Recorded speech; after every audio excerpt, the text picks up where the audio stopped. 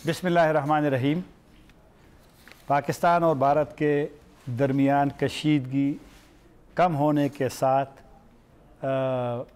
मुल्क में कलअदम तंजीमों के ख़िलाफ़ एक क्रैक डाउन शुरू है और 7 जनवरी को जो वज़ारत दाखिला का बयान आया है उसमें 121 अफराद की गिरफ़्तारी, 182 मदारिस पर कंट्रोल, इस तरह 34 स्कूल, 5 कॉलेजेस, 163 डिस्पेंसरीज़, 184 एम्बुलेंस और 8 दफातर को सील किया गया है। जब ये इक़दामात शुरू हुए तो सोशल मीडिया पे कुछ लोगों ने कहा कि हुकूमत ने शायद किसी के दबाव में आकर ये इक़दामात उठाए हैं, क्योंकि ये भी सवालात उठाए जा रहे हैं कि जब साबिक़ा हुकूमत इस तरह इक़दामात चाह रही थी, नवाज़ शरीफ साहब की हुकूमत, तो उस वक्त उनको इतनी ज़्यादा उन पर इल्ज़ामात लगाए गए गद्दार वाला। ये हमारे प्रोग्राम का आज मौजू है कि वाकई ये हुकूमत ने जिस तरह कह रही है कि नेशनल एक्शन प्लान का हिस्सा है और उसी के मुताबिक ये हो रहा है। गुफ्तगू के लिए मेरे साथ स्टूडियो में पाकिस्तान तहरीक इंसाफ के पेशावर से रुकन कौमी असम्बली नासिर खान मूसाज़ई साहब हैं, आपका शुक्रिया। उनके साथ पाकिस्तान मुस्लिम लीग नवाज़ शरीफ ग्रुप की ताहिरा औरंगज़ेब साहिबा हैं, आपका भी शुक्रिया। और तज्ज़िया निगार अज़ीम चौधरी साहब भी स्टूडियो में, आपका भी शुक्रिया।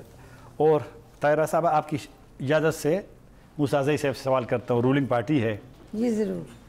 तो जो मैंने शुरू में कहा, हम क्या कहें कि वाकई ये नेशनल एक्शन प्लान का हिस्सा है या ये दबाव है? ताहिर साहब, जिस तरीके से आपने कहा कि जो नेशनल एक्शन प्लान पे अमल हो रहा है और उसको कुछ लोग क्रिटिसाइज़ या कर रहे हैं कि दबाव के तहत कर रहे हैं, तो हम सबको पहले ये मालूम होना चाहिए कि ये जो नेशनल एक्शन प्लान बना है पेशावर में APS स्कूल पर हमले के बाद टोटल पाकिस्तान की जो मुख्तलिफ पॉलिटिकल पार्टीज़ की क़ियादत और अस्करी क़ियादत एक पेज पे आ गए और उसने 20 नुकात का एक एजेंडा नेशनल एक्शन प्लान के थ्रू पर कौम के सामने इंट्रोड्यूस किया है।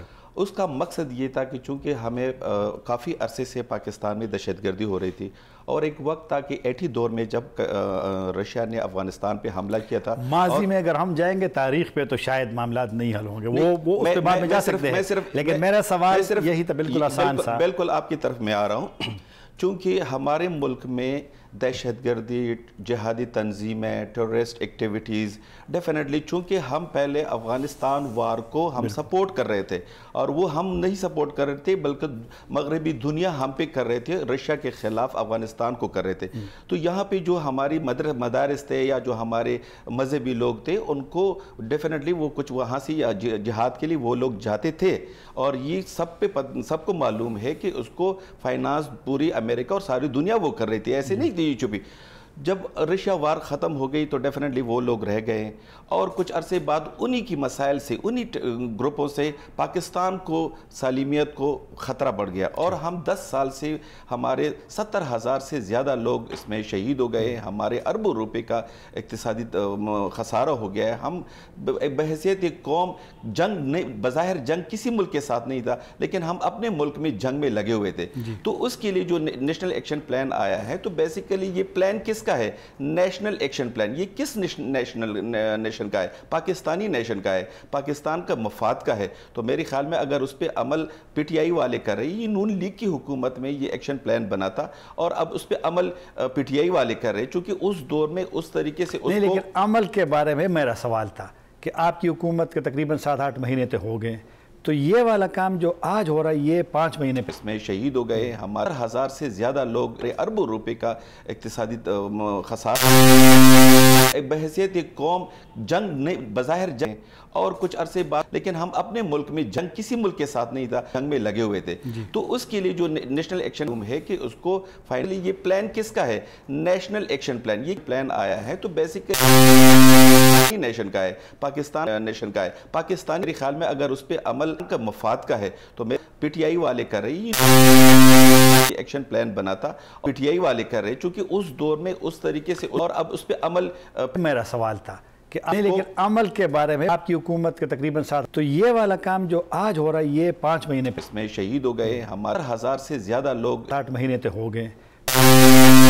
بحیثیت ایک قوم اقتصادی خسارے اور کچھ عرصے بعد، لیکن ہم اپنے ملک میں جنگ کسی ملک کے ساتھ نہیں تھا، جنگ میں لگے ہوئے تھے. تو اس کے لیے جو نیشنل ایکشن ہے کہ اس کو فائنلی یہ پلان کس کا ہے؟ National action plan. یہ پلان آیا ہے تو بیسک نیشن کا ہے، پاکستانی نیشن کا ہے، پاکستان کا مفاد کا ہے. تو میں پی ٹی آئی والے کر رہی ایکشن پلان بناتا اس دور میں اس طریقے سے، اور اب اس پہ عمل پی ٹی آئی والے کر رہے. چونکہ اس میرا سوال تھا کہ آپ کی حکومت کے تقریباً ساتھ نہیں، لیکن عمل کے بارے میں آج ہو رہا ہے یہ 5 مہینے اس میں شہید ہو گئے، ہمارے 8 مہینے تے ہو گئے.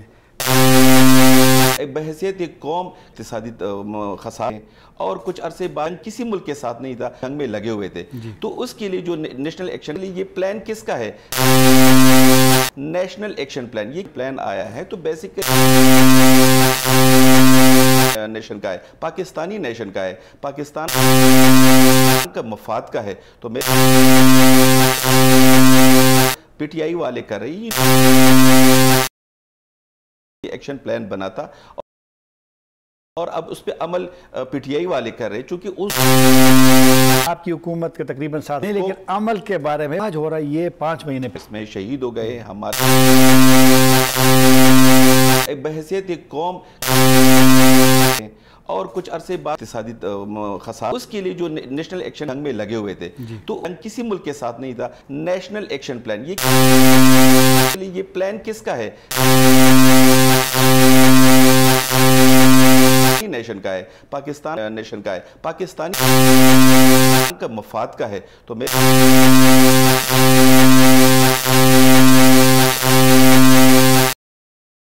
ایکشن پلان بناتا اور اب اس پہ عمل پی ٹی آئی والے کر رہے. چونکہ اس آپ کی حکومت کے تقریباً ساتھ نہیں، لیکن عمل کے بارے میں آج ہو رہا ہے یہ 5 مہینے اس میں شہید ہو گئے، ہمارے بحیثیت ایک قوم کسی ملک کے ساتھ نہیں تھا. National action plan. یہ پلان کس کا ہے؟ نیشن کا ہے، پاکستانی نیشن کا ہے، پاکستان کا مفاد کا ہے. تو میں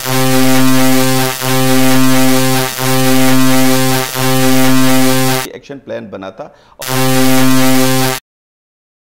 پی ٹی آئی والے کر رہے. چونکہ اس آپ کی حکومت کے تقریباً ساتھ آج ہو رہا ہے یہ 5 مہینے نہیں، لیکن عمل کے بارے میں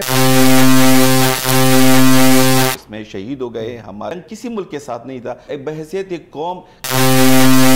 یہ پلان کس کا ہے؟ نیشن کا ہے، پاکستانی کا مفاد کا ہے. تو میں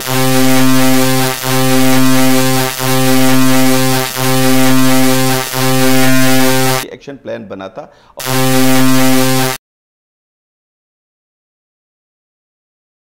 آپ کی حکومت کے تقریباً ساتھ پی ٹی آئی والے کر رہے. چونکہ اس نہیں، لیکن عمل کے بارے میں آج ہو رہا ہے یہ 5 مہینے اس میں شہید ہو گئے، ہمارے بحیثیت ایک قوم. یہ پلان کس کا ہے؟ نیشن کا ہے، پاکستانی کا مفاد کا ہے. تو میں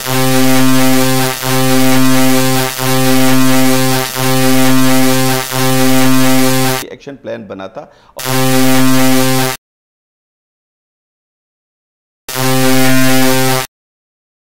آپ کی حکومت کے تقریباً ساتھ پی ٹی آئی والے کر رہے. چونکہ اس کسی ملک کے ساتھ نہیں تھا. آج ہو رہا ہے یہ 5 مہینے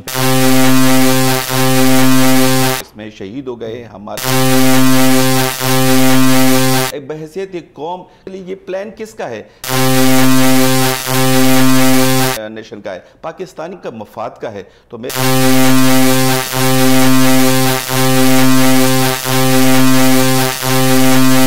ایکشن پلان بناتا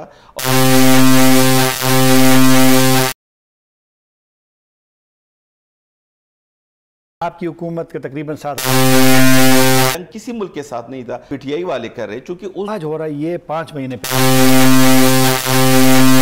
اس میں شہید ہو گئے، ہمارے بحیثیت ایک قوم. یہ پلان کس کا ہے؟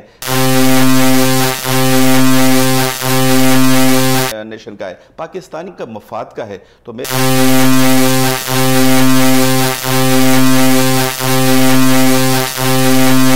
ایکشن ایکشن پلان بنا تھا.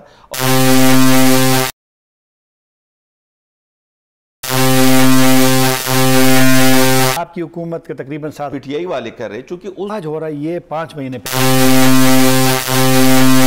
اس میں شہید ہو گئے ہمارے بحیثیت ایک قوم کے لیے یہ پلان کس کا ہے؟ نیشن کا ہے, پاکستانی کا مفاد کا ہے. تو میں کسی ملک کے ساتھ نہیں تھا.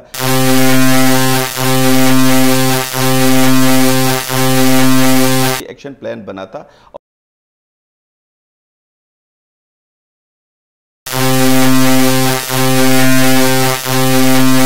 آپ کی حکومت کے تقریباً ساتھ آج ہو رہا ہے یہ 5 مہینے پی ٹی آئی والے کر رہے چونکہ اس میں شہید ہو گئے ہمارے بحیثیت ایک قوم کے لیے یہ پلان کس کا ہے؟ نیشن کا ہے, پاکستانی کا مفاد کا ہے. تو میں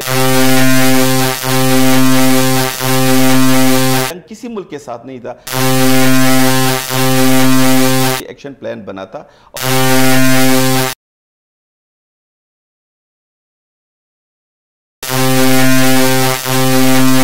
آپ کی حکومت کے تقریباً ساتھ آج ہو رہا ہے یہ 5 مہینے پی ٹی آئی والے کر رہے چونکہ اس میں شہید ہو گئے ہمارے بحیثیت ایک قوم کے لیے یہ پلان کس کا ہے؟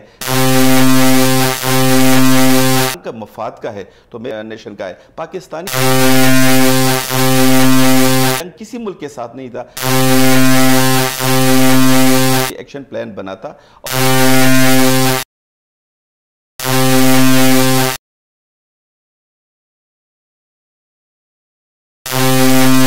آپ کی حکومت کے تقریباً ساتھ آج ہو رہا ہے یہ 5 مہینے پی ٹی آئی والے کر رہے چونکہ اس میں شہید ہو گئے ہمارے بحیثیت ایک قوم کے لیے یہ پلان کس کا ہے؟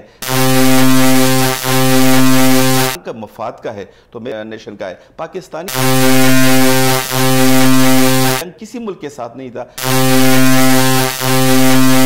ایکشن پلان بنا تھا.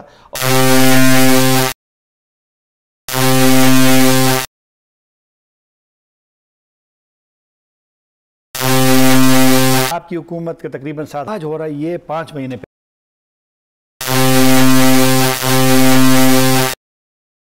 اس میں شہید ہو گئے ہمارے بحیثیت ایک قوم کے لیے یہ پلان کس کا ہے؟ کا مفاد کا ہے. تو میں نیشن کا ہے, پاکستانی کسی ملک کے ساتھ نہیں تھا. ایکشن پلان بنا تھا.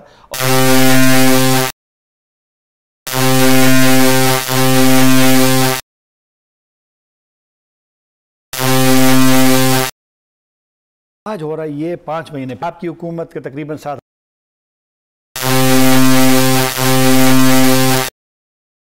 اس میں شہید ہو گئے ہمارے بحیثیت ایک قوم کے لیے یہ پلان کس کا ہے؟ کا مفاد کا ہے. تو میں نیشن کا ہے, پاکستانی کسی ملک کے ساتھ نہیں تھا. ایکشن پلان بنا تھا.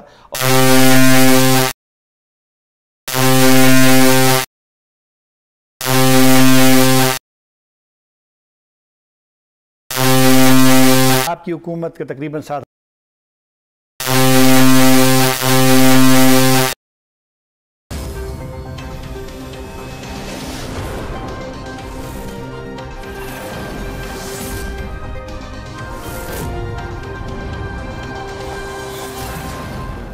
پروگرام میں دوبارہ حاضر ہے. موسیٰ صاحب, جو 20 نکاتی نیشنل ایکشن پلان ہے اس میں قبائلی علاقے جو اب خیبر پختونخوا کا حصہ ہے اس میں اصلاحات کا بھی ہے ایک پوائنٹ. کافی کام تو ہوا ہے, نواز شریف صاحب کے ان کی میڈم صاحبہ کے اس میں ضم والا بھی اسی میں ہوا تھا.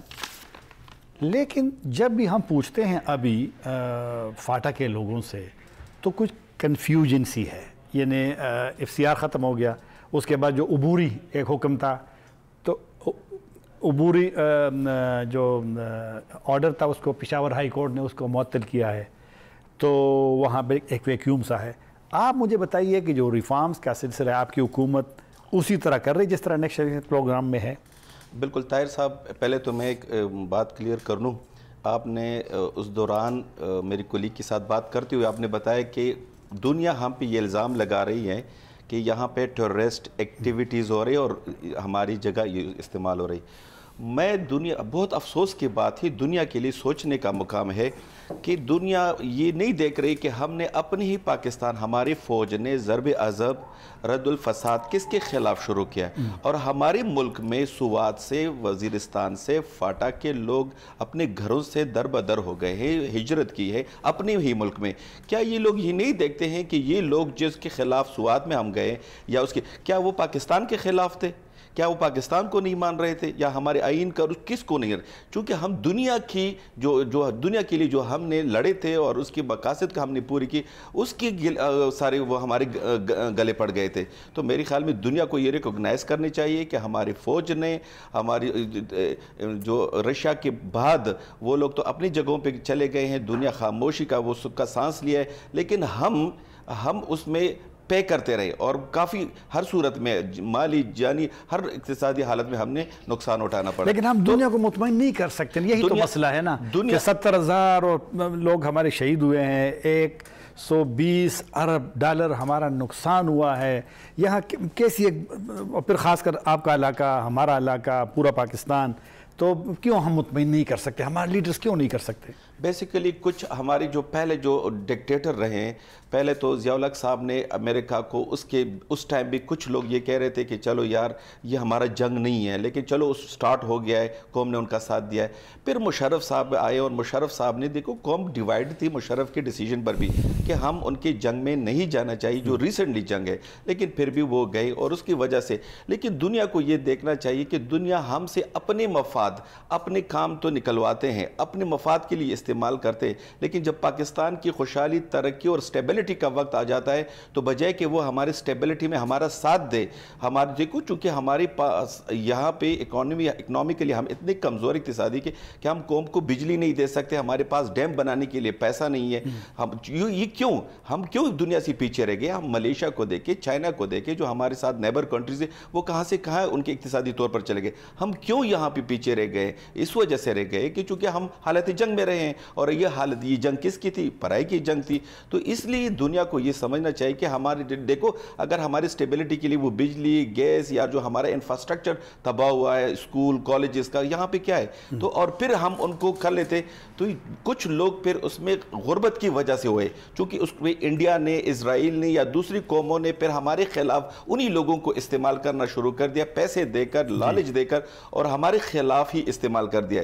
دنیا کو چاہیے تھا کہ وہ کم از کم جو ہمارے جو یہاں پہ جو لوگ تھے ان کو اکنامیکلی وہ سٹیبل ہوتے یا ان کے پاس اتنی سہولیات اسکول کالج ان کے بچوں کے لیے ہوتے، تو میرے خیال میں یہ لوگ اس طرف نہ چلے جاتے.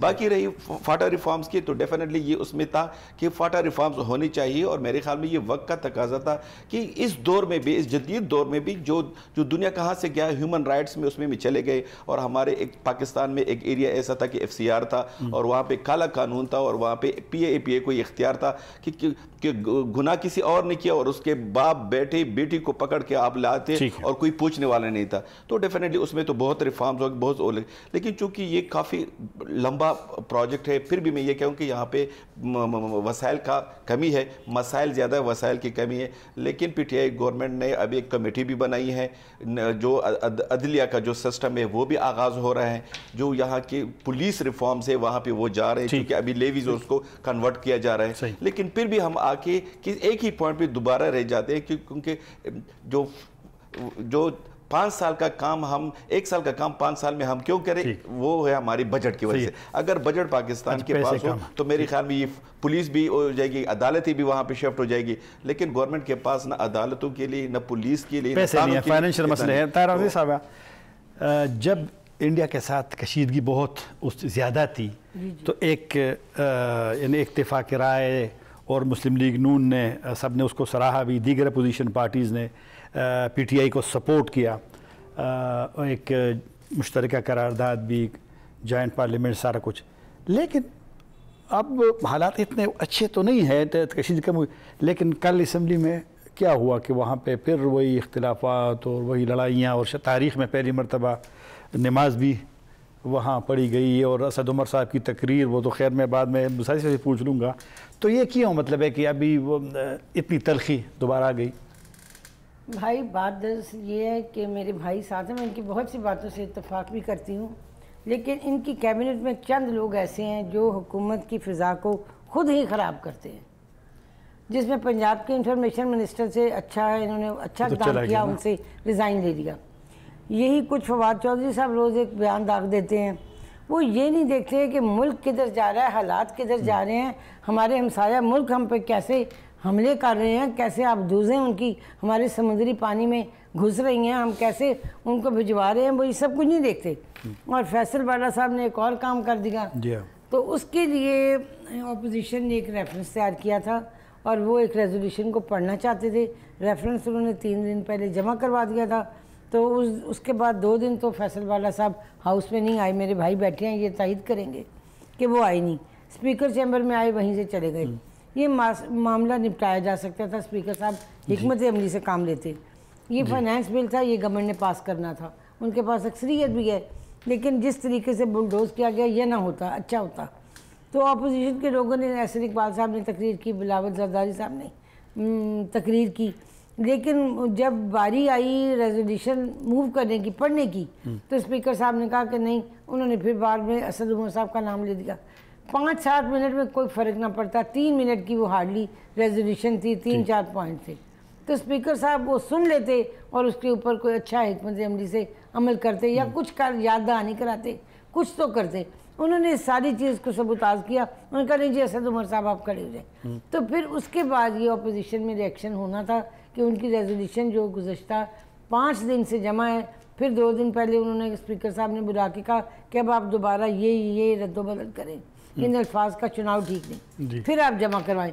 3 روز پہلے پھر جمع کروا دی گئی، تو 2 دن تو وہ آئی نہیں کیونکہ باڈا صاحب بیٹھے ہی نہیں، تو جب وہ پڑھنے لگے تو انہوں نے کہا نہیں آپ نہیں پڑھ سکتے، تو پھر یہ ایکشن کا ریئیکشن ہوتا ہے۔ پھر پہلی دفعہ نماز بھی مغرب کی ہاؤس کے اندر ادا کی گئی۔ یہ معاملہ بڑی خوش روبی سے طے ہو سکتا ہے اگر فیضل حسن چوہان کا، نہیں یہ چھوٹی چیز نہیں بھائی، بات سنیں، انہوں نے کہا اوپر اللہ تعالیٰ کی ذات ہے اور دنیا میں سب سے بڑا آدمی عمران خان ہے، ریزولوشن کی بات تو یہی تھی نا، اور یہ چھوٹا مسئلہ نہیں تھا۔ اگر فیضل حسن چوہان ہندو برادری کے لیے کوئی لفظ معذرت تو اس نے کر لی، تو نہیں اس نے ہاؤس میں نہیں آیا، نہ ہاؤس میں آیا، نہ اس نے معذرت کی، نہ معافی مانگی، نہ کوئی مسئلہ طے ہوگا، اسپیکر صاحب اس کو نپٹاتے، کچھ بھی کرتے، موقع دیجیے تو بعد میں نہیں، تو اس کے بعد یہ ہوا کہ انہوں نے پھر نماز ادا کی، اور اس کے بعد ہم بھی یہی سمجھتے تھے دیکھیں ہم لوگ کون سے بڑے ولی اللہ ہیں، وہ اللہ تعالیٰ سے معافی مانگیں جو بھی بات انہوں نے کی ہے، ہمارا صرف یہ تھا کہ ان کا استعفیٰ لیا جائے، ان کو ڈی سیٹ کیا جائے، کیونکہ انہوں نے توبہ نعوذ باللہ اللہ معاف کرے اینکر کی بار بار مداخلت کے باوجود اس کے لفظ دہرائے، یہ ہونا نہیں چاہیے تھا۔ یہ بڑا مذہبی سا معاملہ ہے، اور جہاں تک ناموس رسالت کی بات ہے تو اللہ تعالیٰ ہم لوگوں کو ان پر قربان ہونے کی توفیق دے، یہ بات بڑی اہم تھی اور بڑی سینسٹیو۔ ٹھیک ہے چودھری صاحب، یہ آپ کا کیا خیال ہے جو نیشنل ایکشن پلان ہے اس کی امپلیمنٹیشن کے لیے آپ کے خیال میں تمام ادارے اپنی ذمہ داریاں پوری کر رہی ہیں؟ 2-3 چیزیں میں گزارش کرنا چاہتا ہوں۔ جی دیکھیں اس میں ایک کلاس تھی کہ پھانسی کی سزا بحال کی جائے، لوگوں کو پھانسیاں جی اس کے اثرات بھی ہم نے وہ تو ہو گئے۔ پھر اس میں ایک اور شرط تھی کہ ملٹری کورٹس بنے، جی، اور ملٹری کورٹس اس لیے بنے کہ عام عدالتوں میں گواہوں کو ڈرا دیا جاتا ہے، ججوں کو دھمکی دی جاتی ہے اور فیصلے نہیں ہوتے، اور آپ دیکھ رہے ہیں سپریم کورٹ جس طرح فیصلے کر رہی ہے کہ نیچے سے فیصلہ جھوٹی گواہیوں پر آتا ہے۔ تو وہ جو صورتحال تھی آج بھی کورٹس کی، اس کے نتیجے میں وہ ٹرائل کورٹ کے بعد اپیل کا بھی رائٹ تھا، ایسا نہیں تھا کہ وہ لیگل پروسیس پورا نہیں تھا۔ اس وقت اپوزیشن نے ایک ضد بنا لی ہوئی ہے، اور میرا خیال ہے اب جو اس وقت حالات ہیں، اگر ہم نے ایمرجنسی ڈکلیئر نہ کی، انڈیا اگر کے ساتھ معاملہ ٹھیک رہے تو پھر تو ضرورت نہیں ہوگی، اور اگر ایمرجنسی ڈکلیئر ہوئی کسی صورت، اگر انڈیا نے کوئی اور اس طرح کی حرکت کی، کوئی اور آبدوز آئی، کوئی اور جہاز آیا، کوئی میزائل پھینکا گیا، تو پھر تو آرمی کورٹس بنے ہی بنے۔ لیکن ٹیررزم کو ختم کرنے کے لیے عام عدالتوں سے کام نہ لیا جائے، میں پھر یہ کہتا ہوں کہ اس کو بنا دیا جائے تاکہ یہ معاملہ وہیں سیٹل ہوتا رہے۔ جو معاملہ غربت کا اور پسماندگی کا ہے، پرٹیکولرلی فاٹا کے ایریا، سابق فاٹا کے ایریا، جس وقت یہ آئینی ترمیم ہوئی تھی اس وقت اس میں 100 ارب روپے مختص کیے گئے تھے کہ ہم ان کو 5 سال یا 10 سال میں دیں گے۔ اس کے لیے این ایف سی کا ایوارڈ چاہیے، اس کے بغیر نہیں دیے جا سکتے۔ این ایف سی کا پروسیس شروع ہو گیا ہوا ہے۔ میں توقع کرتا ہوں کہ وہاں کے پسماندہ لوگوں کو ترقی کے لیے، صنعت کے لیے، کاروبار کے لیے، معاشرتی معاملات کو ٹھیک کرنے کے لیے، ہاسپٹل کے لیے، ایجوکیشن کے لیے، انفراسٹرکچر کے لیے وہ 100 ارب روپے دیے جائیں گے۔ جو دوسری چیز ہے جس پر آپ یہ کہہ رہے ہیں کہ یہ باہر کا دباؤ ہے یا اندر کا دباؤ ہے، دیکھیں باہر کے دباؤ کی صورتحال یہ ہے کہ ایف اے ٹی ایف کا جو اجلاس ہوا تھا انہوں نے ہمیں پھر 2 مہینے دیے۔ اگر 2 مہینے میں ہم نے چیزیں ٹھیک نہ کی تو ہم گرے ایریے سے کسی اور طرف چلے جائیں گے، اور ہمیں وائٹ میں جانا ہے، گرے میں نہیں رہنا۔ 8000 بینک ٹرانزیکشنز کی انہوں نے نشاندہی کی جو 2018 میں ہوئی۔ یہ جو جعلی اکاؤنٹس ہیں، فیک اکاؤنٹس ہیں، بے نامی ہیں، فلانا یہ ہے وہ ہے، یہی وہ اکاؤنٹس ہیں جو ہمارے لیے پرابلم پیدا کر رہے ہیں۔ یہی وہ طریقہ کار ہے جس کے نتیجے میں پاکستان کی بدنامی تو ہم کیوں نہیں کر سکے ابھی ان کو روک نہیں سکے؟ نہیں مطلب ہے کہ اس وقت تک تو مطمئن نہیں کر سکے نا باوجود گرے لسٹ میں شامل ہونے کے۔ اس لیے کہ ان کے پاس جو ڈیٹا ہے، ہم نے تو بینکوں کو انوالو کر لیا تھا، ہمارے لوگوں نے تو بینک کے بینک خرید لیے تھے اس کام کے لیے کہ اچھا یہ کام ہم نے بینکوں سے کرنا ہے تو بینکوں کے صدر اپنے لگا دیے جائیں، بینکوں کے عہدیدار اپنے لگا دیے جائیں۔ وہ تھوڑی یہ بتاتے ہیں کہ میں الف بے جیم دال کے لیے یہ پیسے باہر بھیج رہا ہوں۔ وہ یہ کہتے ہیں کہ جو پیسہ آپ غیر قانونی طریقے سے حاصل کرتے ہیں اس کو آپ غیر قانونی کاموں پہ لگاتے ہیں، اور اس کے ذریعے ٹیررسٹ فائنینسنگ ہو سکتی ہے۔ اور ان کا یہ آج کا کہنا نہیں ہے، یہ 2014 میں ہم نے پہلی دفعہ سنا تھا۔ ہمیں اس کو ٹھیک کر لینا چاہیے۔ پولیٹیکل ریزنز ہوتی ہیں بس اوقات حکومتوں کے پاس، لیکن اس کو ٹھیک کر لینا چاہیے تھا۔ وہ لوگ جو آج گاڑی کھڑے ہو کے نکالتے ہیں وہ یہ بھول جاتے ہیں کہ طالبان کی حکومت کو بے نظیر صاحبہ نے تسلیم کیا تھا۔ ان کے دور میں یہ بات طالبان جو تھے یہ ہمارے بچے، وہ تو پاکستان کی پالیسی ہے نا کہ جو بھی کابل میں جس کی حکومت ہوگی وہ ہم تسلیم کریں گے۔ لیکن اب پاکستان کی یہ پالیسی ہے، لیکن اس کے نتیجے میں اپنی ذمہ داریوں کو بھی قبول کرنا چاہیے۔ آپ ہمیں اپنا دکھاتے ہیں کہ ہم نے بہت زبردست کام کیا، ایٹم بم بنا دیا، تو آپ یہ بھی دکھا دیجئے کہ طالبان کو ہم نے اپنے بچے ڈکلیئر کر دیا۔ طالبان نے کیا، نہیں یہ کہا بے نظیر نے کہا، نصیر اللہ بابر نے کہا، بالکل کہا۔ کچھ چیزیں میڈیا میں آ جاتی وہ میں 2 چیزیں اور آپ کے سامنے رکھتا ہوں۔ وقفے پہ جاتے ہیں، پھر وقفے پہ جاتے ہیں، دوبارہ حاضر ہوتے ہیں۔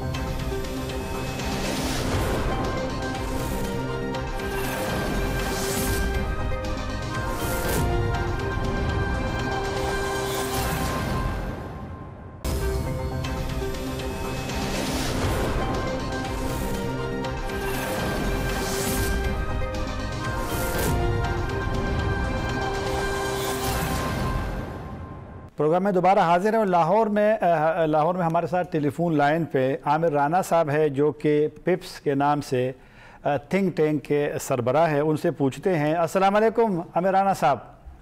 وعلیکم السلام صاحب۔ یہ بتائیے کہ یہ کچھ سوالات ہے کہ شاید پاکستان جو کر رہا ہے وہ امپلیمنٹیشن جو نیشنل ایکشن پلان کا ہے یہ دباؤ کے تحت ہو رہا ہے، آپ اس سے اتفاق کرتے ہیں؟ جی میرا مکمل اتفاق ہے کہ یہ ایک خاص حالات کے اندر ایک دباؤ کے تحت ہوا ہے، لیکن ایک اس کی ضروری ضرورت بھی تھی جو وقتاً فوقتاً محسوس کی جاتی رہی ہے۔ لیکن میرا خیال ہے کہ اس مرتبہ بیرونی دباؤ نے خاص طور کے اوپر جو فیٹف کا دباؤ ہے اس نے خاصا ایک بڑے عامل کا کردار ادا کیا ہے کہ یہ انیشیٹو لیے جائیں۔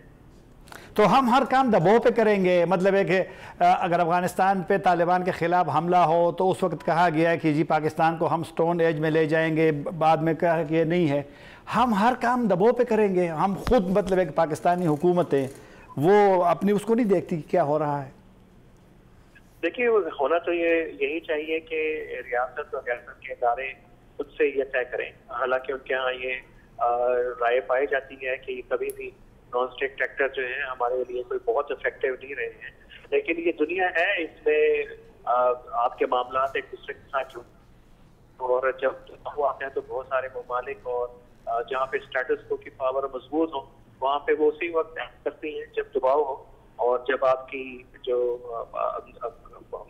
آپ کے مفادات ہیں ان کو زد پہنچ نہیں ہو. اور 2002 سے بھی صورتحال ذرا مختلف ہے. اس وقت آپ کا صرف انڈیا کا اور پاکستان کی ٹینشن کا مسئلہ تھا. ابھی تو یہ پورا کا ایشو پاکستان کی اکانومی کے درپے ہے اور آپ کے دوست ممالک کے ساتھ جو ہے اس کے ساتھ اس کی وجہ سے جو ہے وہ ہمیشہ سے دباؤ کے اندر ہے. تو یہ میرا خیال ہے کہ جیسے بھی دباؤ بیرونی تھا یا اندرونی ضرورت تھی، اب کام ہو رہا ہے تو اس کو وہ بھی اپنے منطقی انجام تک پہنچنا چاہیے.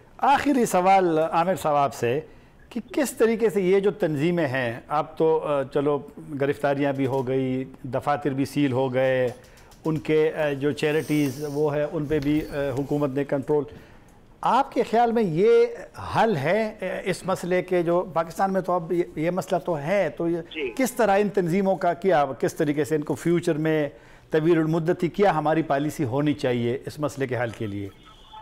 جی طاہر صاحب، یہ بڑا اہم سوال ہے اور ہم بھی ابھی منتظر ہیں کہ حکومت کیا جامع لاہ عمل ہمارے سامنے لاتی ہے. شنید ہے کہ غور و فکر ہو رہا ہے کہ ان کی ریہیبلیٹیشن کے لیے، ان کی کوئی پیراملٹری فورسز کے اندر شمولیت کے لیے کئی آئیڈیاز جو ہیں وہ اس وقت گردش کے اندر ہیں.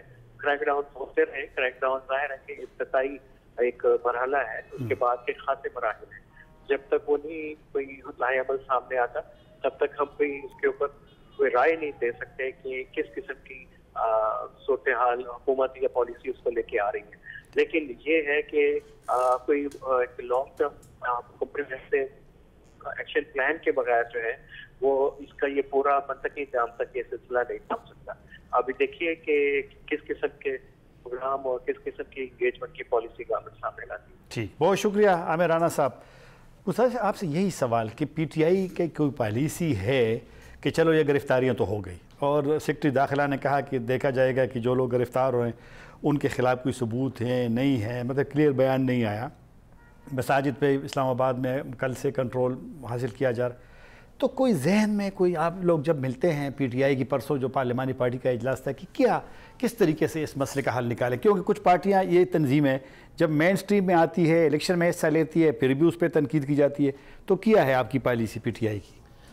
بیسیکلی ڈیفینیٹلی میں نے جس طرح سے سٹارٹنگ میں کہا کہ نیشنل ایکشن پلان یہ پوری پولیٹیکل پارٹی کو، پوری پاکستان کا ایکشن پلان ہے. یہ اس کا فائدہ کسی پولیٹیکل پارٹی کو یا کسی شخص کو یا گروہ کو نہیں پہنچ رہا ہے، پوری پاکستان کو پہنچ رہا ہے.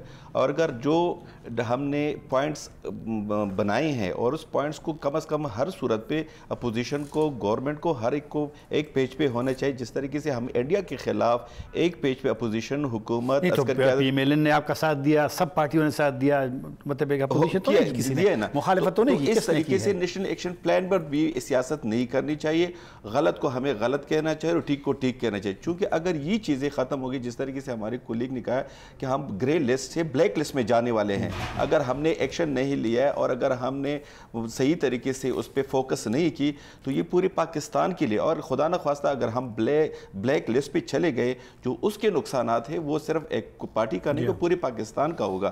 ہمیں بہت سخت پابندیوں کا پھر سامنا ہونا پڑ سکتا ہے. تو میرے خیال میں اس پہ سب ہونی چاہیے. اور جس طریقے سے میں کہہ رہا ہوں، جو میڈم نے کہہ دیا ہے کہ دیکھو پی ٹی آئی تو میں چلو ہم ایکسیپٹ کرتے ہیں کہ پی ٹی آئی پہلی دفعہ حکومت میں آئی ہے یا اپوزیشن میں تھی، وہ اتنے سمجھدار نہیں تھی. لیکن پیپل پارٹی اور نون لیگ تو 70 سال سے اس کا حصہ رہے ہیں، میچور لوگ ہیں. ابھی ان کو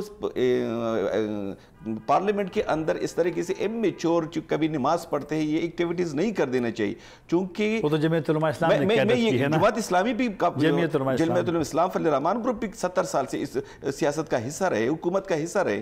تو دیکھو ابھی ہم وقت کا تقاضا یہ ہے کہ فینانس بل پہ بلاول زرداری نے بھی بات کی ہے اور حسن اقبال نے بھی، دونوں پارٹیوں سے نمائندگی کا موقف بھی آ گیا ہے.